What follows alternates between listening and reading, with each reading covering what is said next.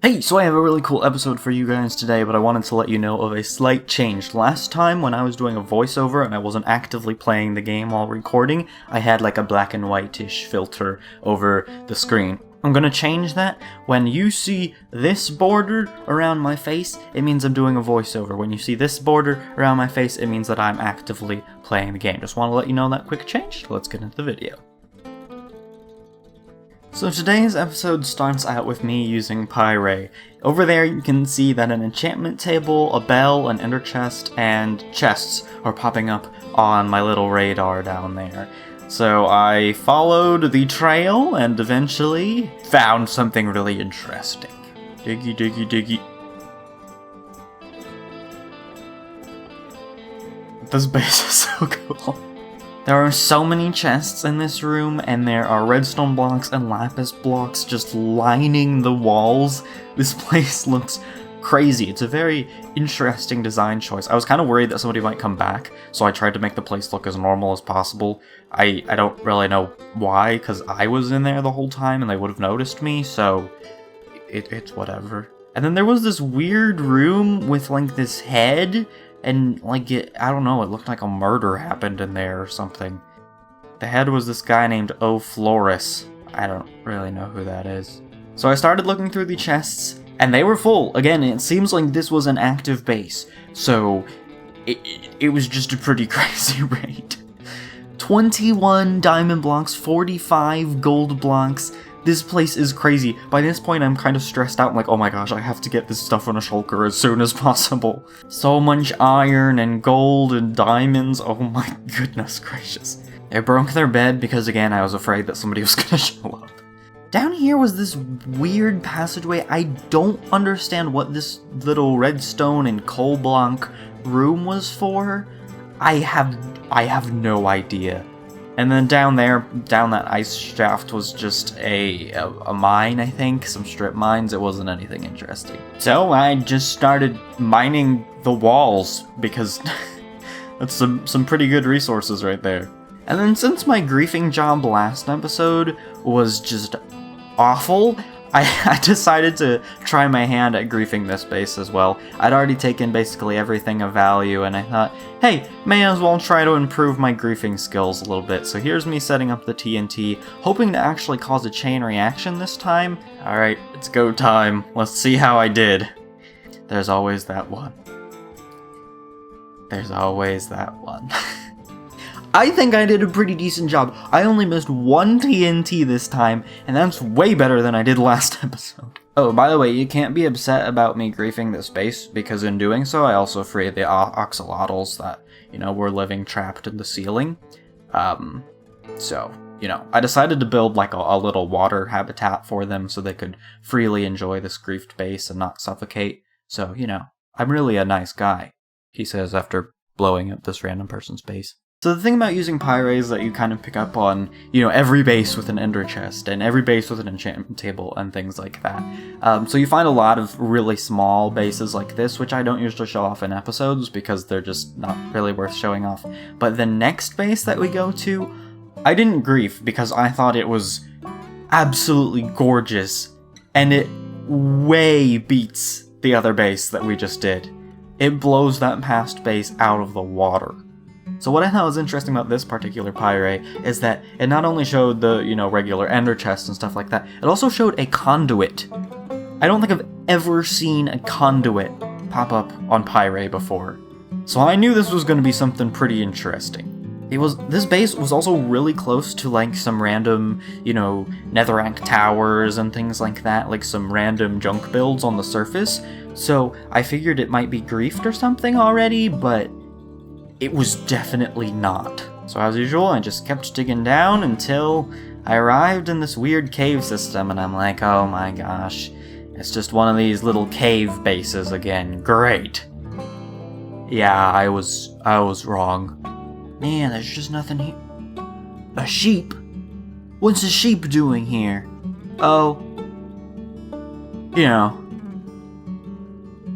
nothing much. And there was this guest board, so, I had to sign my name. NerdieBirdie visited. 'Cause I visited and I didn't grief it. But look. Look at this beauty! Oh, this just makes my raiding heart go. There's so many good enchantment books there. He had a piston door I just completely skipped for some reason. I don't really know why. He's got this whole villager trading hall. This is not even very far from spawn. Like, what is this? He had all these villagers around here in this really cool room with this like giant floating purple crystal thing. What the heck? So I went to another room.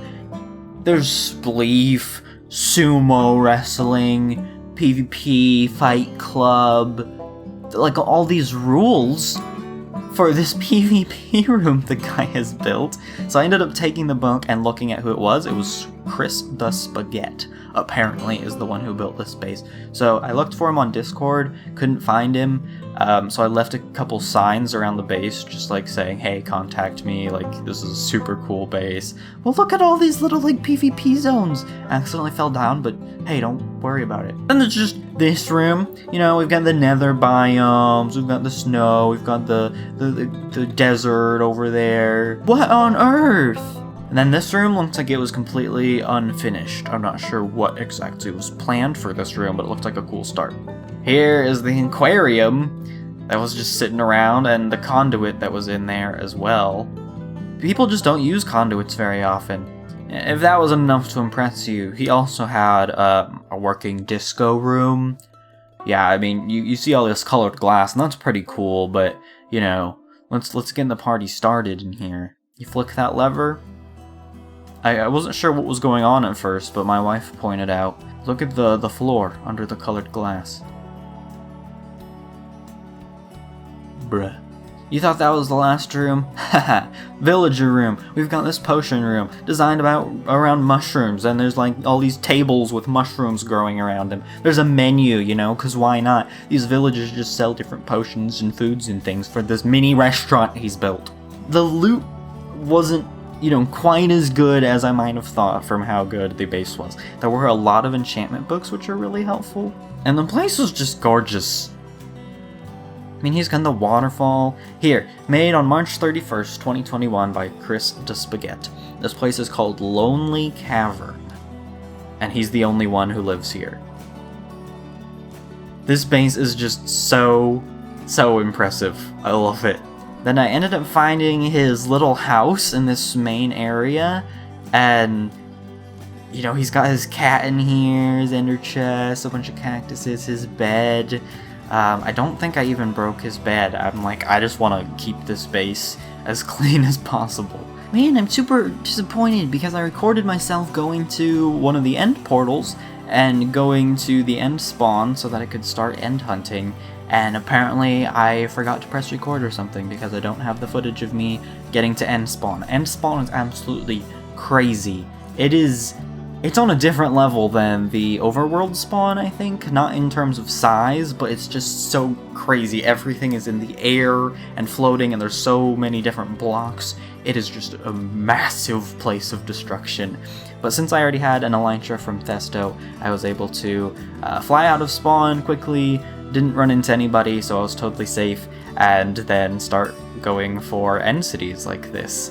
Now, I had heard that it's really hard to find boats with elytra because people have taken so many of them. I didn't find it that difficult. Maybe it's just because I already had an elytra. Obviously, that is gonna speed things up quite a bit. If you didn't have an elytra, yeah, it would take you a while to actually find a boat with an elytra in it. You'd probably have to build a redstone machine or just walk a really long ways. But having an elytra already, it wasn't that hard to find more elytra. One of the things I love about end hunting is that it's like a cycle. Your elytra starts going down in durability and everything, but as you find end cities and kill shulkers, and you can also kill endermen around if you need extra XP. And then as you keep finding stuff, you also, you know, start running out of inventory space. But as you kill shulkers, you get shulker boxes, you can find chests in the end cities, use those to make shulker boxes, and then put those in your ender chest, and you can get a lot of stuff with just one end hunting trip. Which I did. I don't really think it's necessary to show you all of the end cities that I went to, you know what an end city looks like. So after I was done, I put everything in an ender chest and fell to my death so that I would respawn. Little did I know that I didn't actually have a bed set up, so I respawned at 0-0. Luckily though, I was able to have somebody pearl stasis me back to Nuketown, and now I want to show you everything that I got from my end collecting spree. Here we go.